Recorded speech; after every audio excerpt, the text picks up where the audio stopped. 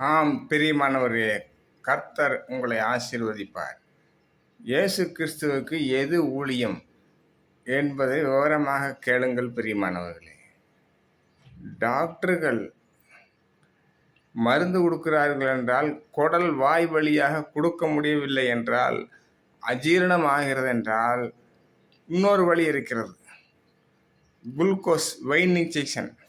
நான் சிறு பையனாக இருக்கும் பொழுது இந்த வெயின் இன்ஜெக்ஷன் எல்லாம் கிடையாது. 60-70 வருஷத்துக்கு மதி வாய் வழியாகத்தான் கொடுத்து சரி பண்ணணும். ஆனால் இப்போ டைரெக்டாக வெயின் இன்ஜெக்ஷன் வந்ததுனால நரம்பு வழியாக மருந்துகளை செலுத்தி ஈஸியாக குணப்படுத்திடுறாங்க. இல்லைன்னா பெரிய பிரச்சனை அதெல்லாம். அதே போலத்தான் பிரியமானவர்களே, அந்த காலகட்டங்களிலே ஊழியம் என்றால் சிரமம். ஆனால் இப்பொழுது அதிகமாக கர்த்தர் வழியில் திறந்து இருக்கிறார். இந்த மாதிரி ஆன்லைன் ஊழியம், செல் ஊழியங்கள், கைப்பிரதி ஊழியங்கள். கைப்பிரதி ஊழியங்களும் கூட இப்பொழுது அதிகமாக கொடுக்க முடியாது. ஆம், கைப்பிரதி ஊழியம், இந்த மாதிரி ஊழியங்களை அதிகமாக கொடுத்திருக்கிறார். அதனால் நாம் ஆத்துமாக்களை ஆதாயப்படுத்தணும்.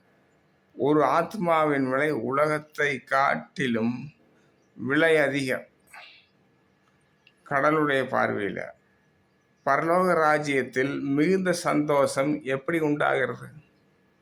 ஒரு பாவி ரசிக்கப்பட்டதின் நிமித்தமாகத்தான் பரலோக ராஜ்யத்தில் மிகுந்த சந்தோஷம் உண்டாகும். அதே போல ஒரு சபையில் இருக்கிற ஒரு சிறிய விசுவாசி இடறினாலும், யார் மூலமாக இடறுகிறார்களோ அவர்களின் கழுத்தில் எந்திரக்கல்லை கட்டி பாதாளத்தில் தள்ளுவார்கள் என்று ஏசப்பா சொல்லியிருக்கிறார். இந்த பூமியில் ஒருவருக்கும் இடரலாய் ஜீவிக்கக்கூடாது. ஒன்று. இரண்டாவதாக, ஆத்மாவின் விலையை பார்த்துவிட்டு அவர்களை ஆதாயப்படுத்த வேண்டும். இதுதான் உண்மையான ஊழியம். புதிய ஆத்துமாக்களை பிடிக்க வேண்டும். புதிய ஆத்துமாக்களை பிடிப்பதற்கு எலியை தோண்டி எலி பிடிப்பதற்கு மலையை தோண்டி எலி பிடிப்பதல்ல. எலி எடால் வைத்து இல்லாட்டி புகை மூட்டி ஊதி ஈஸியாக பிடிக்கணும். நான் எலியை பிடிக்கிறேன்னு சொல்லி பெரிய மலையை போட்டு வெட்டுன்னு வெட்டிட்டு ஆயிரக்கணக்கான கோடிக்கணக்கில் செலவு பண்ணிட்டு அது எலி கிடைக்காது, ஓடி போகும். ஆனால் புகை மூட்டி போட்டால் ஈஸியாக பிடிச்சிடலாம். அதே மாதிரி தான் ஊழியத்துக்கென்று நாம் அதை செய்கிறோம் இதை செய்கிறோம், அதுக்காகத்தான் செய்கிறோம். ஊழியத்துக்கென்று சாப்பாடு, மார்த்தால் போல வேலைகள், இந்த மாதிரியெல்லாம் செஞ்சிட்டு இருக்கும்போது ஆத்துமாக்களை டைரெக்டாக பிடிக்கணும்.